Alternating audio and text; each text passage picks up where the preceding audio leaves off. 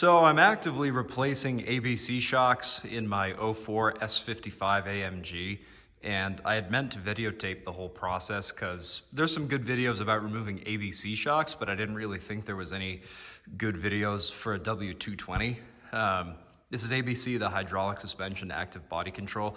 This is the rear left, so I've already removed that.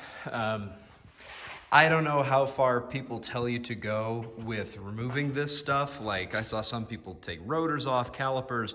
I didn't do that. It would be easier if the caliper was not there, but I figured I'd just show you a couple things. So this is the actual ABC strut. You've got three 13mm nuts on the top. There's one quick disconnect fitting here, and then there's a sort of a ball joint at the bottom in the lower trailing arm or control arm that's got a bolt that goes through it that is a 21mm head and nut. Other than that, this really isn't that hard of a job. You can see obviously these things are pretty shot.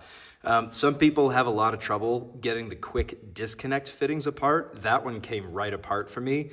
They do make a little tool, which I bought, which I'll show you in a sec. Inside the car, all you have to do is disconnect that connector, which you just squeeze the sides and pull up. If you're really careful, you can use a screwdriver to help you. I had to do that. And then you can't see now, but because they're gone, but that's where the three 13mm nuts are, which I have right there. Two of them I was able to get just with a socket, and then one I just had to use the open end of a wrench. And then in here, see, I have not removed this one yet, but I did just buzz that nut and bolt out, which I have somewhere. Basically, you can't get this quick disconnect fitting. It's all the way up here. See, that's the very base of it until you start bringing the shock down, and this line doesn't really want to do that, but that's what you have to do. Now, as soon as you disconnect or remove this bolt, this whole thing's gonna lift about 2 inches, so just watch your face, because you don't want to take a rotor to the face while you're in there. So knowing that, you have to pry this thing down to be able to pull the shock up to get it out. Now on the left side, I was able to do it where I moved this forward into this cavity, pried this thing down enough to get it up over right in between this space, and then tilt the whole thing out top first. Might be able to record that. It's gonna look pretty ridiculous. My buddy, I was gonna ask him for help, but he's out. Basically, I'll show you what I do to do this, as I've done this on many BMWs, etc., that you gotta pry the thing down. So this is what my setup looks like to do this. It looks crazy. It would be really better to have someone else working that bar because you really have to pry it down. But basically, I've got like a 12-inch piece of a 2x4 sitting across this trailing, or this, control arm. There's one up here, and then there's one right here. And I've got the other end of this giant bar sitting right here. And you'll see that when you start prying on it, stuff starts to move. So, I pry with the bar across everything. I actually sit on this bar, and then I'm able to work the shock out myself. It's pretty terrible, but it can be done. So maybe I'll take the caliper off this time because it's easy to get this tube stuck in between here, and you don't want to hurt these lines. So I'll actually probably do that rather than pull it out the top. I'll just let it come out the bottom this time. So that might be the only thing, is to remove the caliper. And then it's really not that hard. And I'll try to take a video of the quick disconnect situation. I missed something important. This is happening because this car blew the line that connects the front valve body to the rear valve block on the driver's side.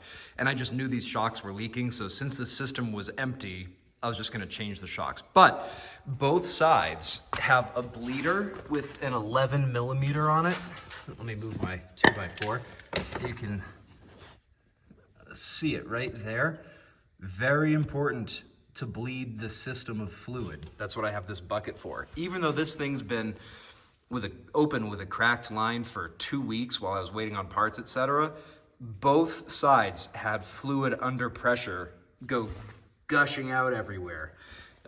So be very careful and make sure you get all the fluid out of the system and pressure before you try to do that quick disconnect, or you may be in trouble.